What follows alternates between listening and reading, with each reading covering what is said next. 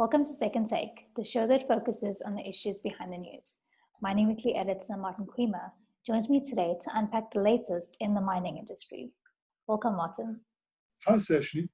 Now, can you tell us about platinum group metals being in a great position to benefit from the fast-growing global decarbonisation momentum? There's huge momentum building up for hydrogen. And when you see hydrogen, you must also see fuel cells. And when you see fuel cells, you see platinum group metals, because in that as well are electrolyzers that produce the hydrogen. So along the way, there's a tremendous potential for South Africa Incorporated to really get moving with the rest of the enlightened world, which is around Europe, which is around California, and you see Australia moving very strongly, Germany, Japan, and even now Scotland coming in on the scene wanting to produce hydrogen, because they all see this as a way of clearing the skies. We do have electric vehicles, battery electric vehicles. They are very limited to small mobility, whereas with hydrogen, it goes across a very broad scale of mobility. Big mobility, small mobility can come in later, of course, but it's also, they're talking about flying aircraft now with hydrogen, working very, very carefully on that. And we know that ships are already moving on hydrogen. We know that trucks and buses are heavily active when it comes to this new form of transport, which is environmentally friendly. At a time when people are really saying we've got to listen to the scientists around climate change. This climate change is following the pandemic, COVID pandemic. So people are taking it far more seriously. They're taking health far more seriously. Clear skies, they want clear skies. And this is what our platinum group metals in South Africa can help with. We also should look bigger because, the vehicles need batteries, and we have a huge endowment of battery metals, particularly vanadium batteries.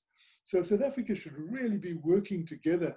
There's no other country in the world that is so well endowed, because we've got the superior sun, we've got prime wind, we've got available land, we've got the huge metals endowment, we've got the infrastructure. And one of the wonderful things with hydrogen and the new technology around that is that existing infrastructure can be used to carry that hydrogen around the country, to dispense it at refueling stations.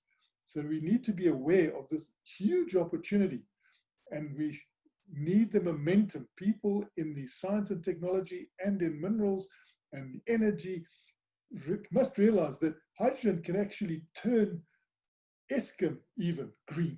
And South Africa is being called to take advantage of the global battery metals market. Can you tell us about that? That is another big thing. We don't give enough attention to the role that vanadium can play. And Bushveld Minerals urged this week that South Africa Incorporated gets together and it looks at what we've got with vanadium, what we have in the potential with manganese and nickel, because these are all metals now which are going to be in huge demand in the new world of environmental friendliness. The calls are being made regularly, but we need to get some sort of response at all levels, on the private side, public side, and perhaps the more we talk about it, the more it'll happen. But it needs to happen for the benefit of our economy. The whole climate change effort is minerals intensive. It's metals intensive. We've got those metals, and we need to work on how we're going to fit them into this whole big package. And when you see fuel cell cars, it's got the fuel cell, but it's also got a battery. So the more you can have the energy storage development combined and South Africa working together across all fronts, the better it's going to be for the country. And lastly, Martin, the Beers Venetia mine has unveiled a 10 million rand coronavirus testing lab. Tell us about this investment. So this is fantastic that you get a diamond mine in South Africa run by De Beers, saying we've got to have a quicker turnaround with testing for COVID-19. We know that that is one of the constraints in South Africa, that the testing takes a long time. The quicker the turnaround, the more we're going to defeat this particular pandemic. So a company like De Beers with its mine in Venetia is very conscious of this. They've spent now 10 million rand to set up their own testing facilities so that they can check all their own employees and their contractors, but also involve themselves in the community. They're very community orientated. So you see they've linked up with the Department of Health in that area so that what they do to benefit the mine can also benefit their labor sourcing areas, the municipalities nearby. And so they're sharing that and making sure that mining contributes to health. Mining has always been associated with trying to contribute to improving health. And now we see it on a greater scale at the Venetia diamond mine in Limpopo, where De Beers and Venetia mine leading the way to get a quicker turnaround on testing of COVID-19 by investing 10 million rand in their own testing facilities. Thanks for speaking with us, Martin. Great pleasure, Sashni. That's it for today.